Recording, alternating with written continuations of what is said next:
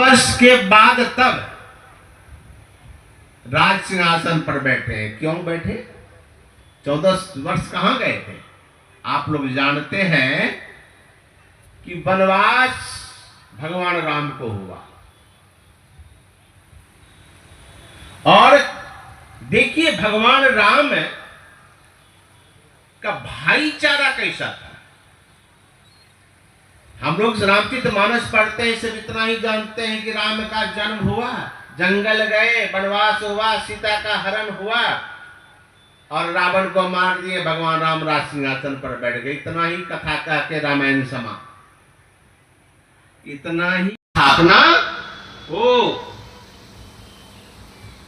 क्योंकि दैविक भौतिक तापा राम राज काहू नहीं व्यापा। ऐसे राम राज की कल्पना आज हम लोग कर रहे हैं और वे भगवान श्री राम स्वयं राज सिंहासन पर आसीन है और राज्य संचालन कर रहे हैं। लेकिन बहुत वर्षों के बाद हमारा धर्म क्या है? हम अपने धर्म की रक्षा नहीं कर पा रहे। हम लोगों का जो धर्म अगर नहीं बचेगा तो फिर दुर्गति निश्चित है।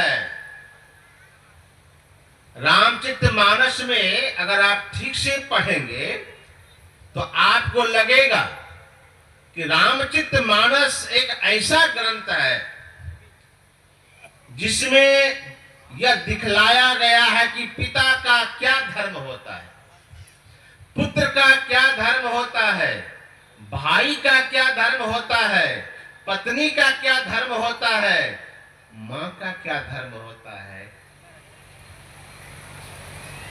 सब बातें रामचरितमानस में है। तो मैं कह रहा था जितने भी अवतार हुए हैं सब धर्म की रक्षा करने के लिए। यदा यदा ही धर्मस्य ग्लानिर्भवति भारत, जब जब हो यही धर्म की हानि, बाढ़ असुर अधम अभिमानी, तब तब प्रभु धर ही विविध शरीरा।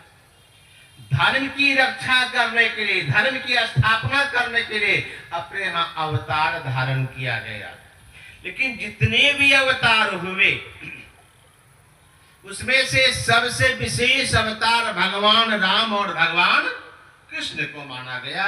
ये दोनों विशेष अवतार राजपाट चला रहे हैं।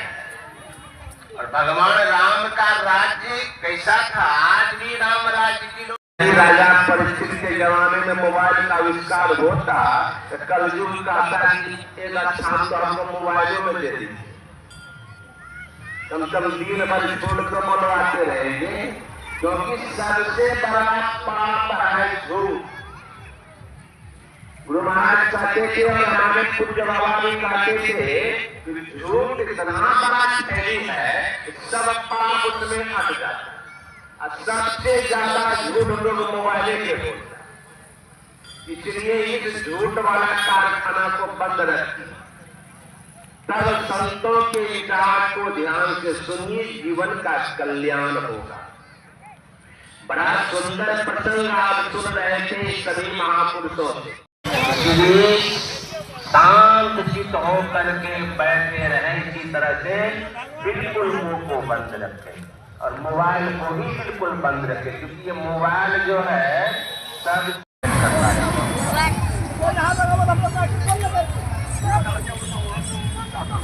पाप नहीं लगेगा। परमाराध्य सद्गुरु महाराज के चरणों में को विराजमान वंदनीय साधु समाज को भी मेरा नमन है। उपस्थित सत्संग प्रेमी माताओं एवं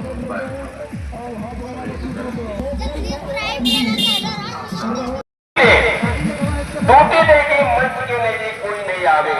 दोनों तरफ आप पूरा साइड भी लगता है भाई की खूनों की धारों से।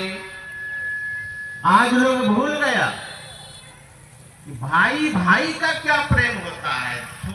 तो माँ सोचने लगी कि आप तो बड़ा हो गए, आप तो पढ़ना लिखना चाहिए।